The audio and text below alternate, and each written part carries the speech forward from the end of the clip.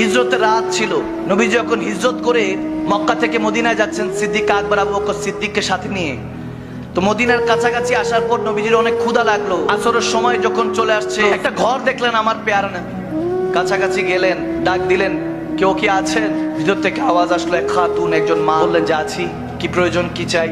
যখন আমার নবীজি একটু কাছাকাছি গেলেন, ওই মহিলা তাকিয়ে আছে আমার নবীজির চেহারা মোবারকের দিকে। ইহুদি ছিল, গুনাহগার ছিল, বেদিন ছিল, কিন্তু নবীজির দিকে তাকিয়ে আছে। নবীজি বলতেছে খাওয়ার কিছু হবে, আমরা দুজন মুসাফির। তো যখন আরব মহিলা, তো বলতেছে মেহমানদারি করতে পারলে অনেক খুশি হতাম, কিন্তু ঘরে কিছু নাই, বকরি কিছু ছিল, আমার স্বামী চড়াতে নিয়ে গিয়েছে বকরিগুলি, এখন ঘরের মধ্যে এমন তেমন একটা খাবার দাবার নেই, আপনাকে যে খেদমত করব।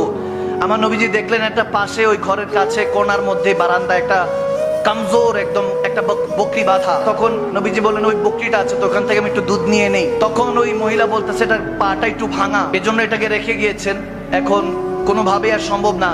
নবীজি বলেন আমি চেষ্টা করে দেখি যদি আপনার আপত্তি না থাকে। নবীজি গেলেন আবু বকর সিদ্দিককে কাছে নিয়ে বললেন যে আবু বকর তুমি দুধ নিতে থাকো, আমি পশুটার গায়ের মধ্যে, বকরিটার মধ্যে হাত রাখছি। আমার নবী যখন দাস্ত মোবারক ওই পশুর উপরে পড়লো, হাদিসে এসেছে পাটা সাথে সাথে সোজা করে দাঁড়ালো, দাঁড়িয়ে সে প্রশস্ত করে দিল যাতে দুধটা নিতে সুবিধা হয়। হাদিসে এরকম এসেছে ওই ঘরে যতগুলি পাত্র ছিল সমস্ত পাত্রের মধ্যে দুধ টইটুম্বর হয়ে গিয়েছে। সুবহানাল্লাহ। সব যখন টইটুম্বর হয়ে গিয়েছে, ওই খাতুন তো এরকম নাজারা জীবনও দেখে নাই, এরকম মুজিজা তার কাছে তো জাদু মনে হয়েছে, যেটা কি হলো। তো তেনার সন্তানও ছিল, ছোট্ট সন্তান ছেলে, সেও দেখছে, মোহাব্বতও দেখছে, মোহাব্বতের মাও দেখছে। সুবহানাল্লাহ। এরপরে যখন আমার নবী দুধটা নিলেন, কিছুটা পান করে এরপরে বললেন যে ঠিক আছে আমি রেখে চলে যাচ্ছি। নবীজি চলে যাচ্ছেন, কিন্তু ওই মা এবং মায়ের ছেলে দুইজনই নবীজির দিকে তাকিয়ে আছে, দেখতেছে চলে যাচ্ছে, চলে গেছে। অনেক দূর চলে যাওয়ার পর মা ছেলে বসে বসে গল্প করতেছে, কত নুরানি মানুষটা ছিলেন, কত নুরানি ছিলেন।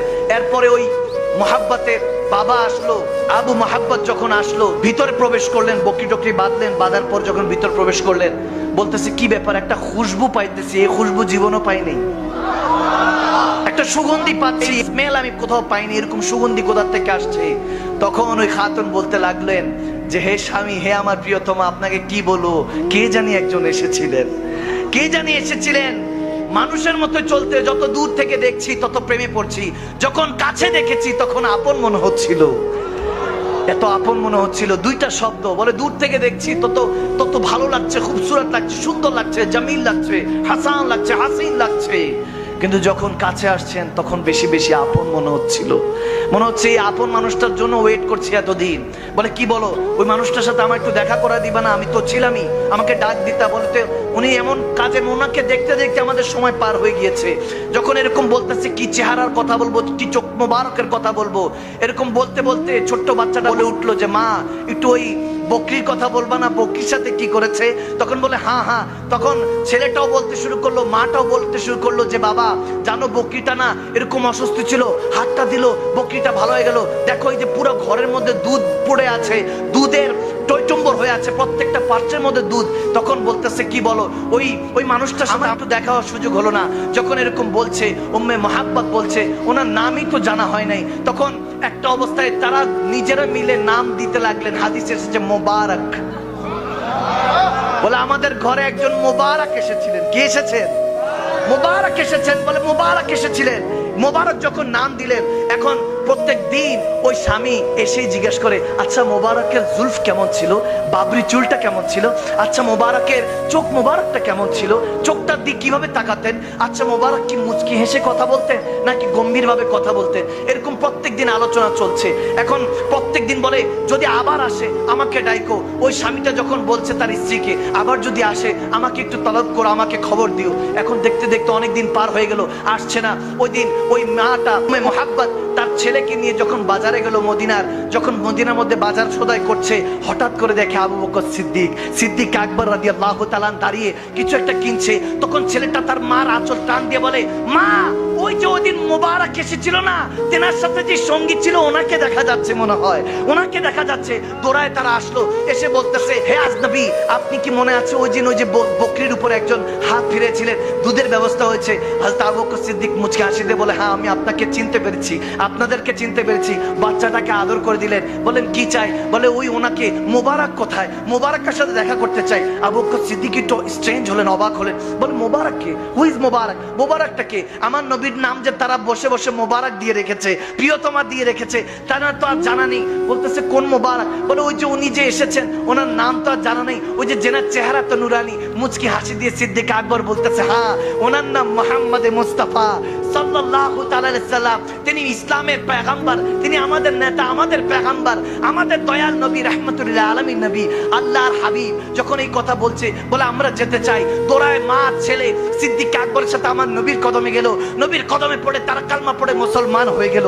যখন মুসলমান হয়ে ঘরে ফিরছে, এখন বাবা আসলো, ওই স্বামীটা আসলো, এসে বলতেছে, কি গো তোমার চেহারা দেখে এত নুরানি মনে হচ্ছে কেন?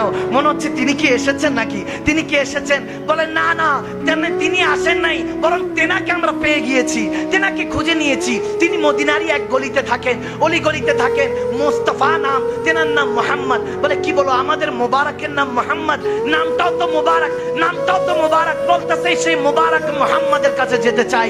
তখন বলতেছে, হ্যাঁ চলো চলো। ওই স্বামী তার স্ত্রীকে নিয়ে আবার গেলেন, গিয়ে আমার নবীর কাছে গিয়ে অঝরে চোখের পানি ছেড়ে দিলেন। বললেন, ইয়া রাসূলুল্লাহ, ইয়া হাবিবাল্লাহ, আপনি আমাদের ঘরে এসেছিলেন, এরকম কেউ আসে নাই। হাদিস এসেছে ওই বকরি হযরত ওমরের খলিফার মধ্যে খেলাফতের পর্যন্ত ওই বকরি ছিল। যখন দুর্ভিক্ষ একটা সময় পড়েছিল, যখন কোথাও পানি পাওয়া যাচ্ছিল না, হযরত ওমর বলতেছেন, ওই বকরি উম্মে ও মহাব্বতের ঘর থেকে ওই বকরির দুধ মুসলমানদেরকে সাপ্লাই দেওয়া হয়েছে, মুসলমানদের ব্যবস্থা করা হয়েছে পান করার জন্য।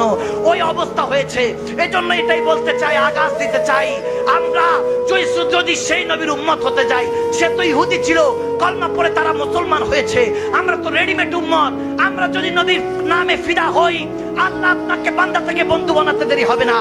মালিক আরশ থেকে ডাক দিয়ে বলবে, ওগো কামলিওয়ালা নবী, আপনি মদিনায় কি করছেন? যান যান, আজকে চট্টগ্রামের সীতাকুণ্ডের মধ্যে একটা মজলিস সাজানো হয়েছে। আজকে যখন তারা মুনাজাত দিয়ে ঘরে যাবে, দুনিয়ার চোখটা বন্ধ করতে দেরি হবে না। আমি রব্বে কারীম তার কিসমতের চোখটা খুলে দিব। জান ইয়া রাসূলুল্লাহ বলে তারা চিৎকার দিয়েছে। আজকে তাদের সাথে দেখা করে তাদের সিনাকে মদিনার আয়না বানিয়ে দেন।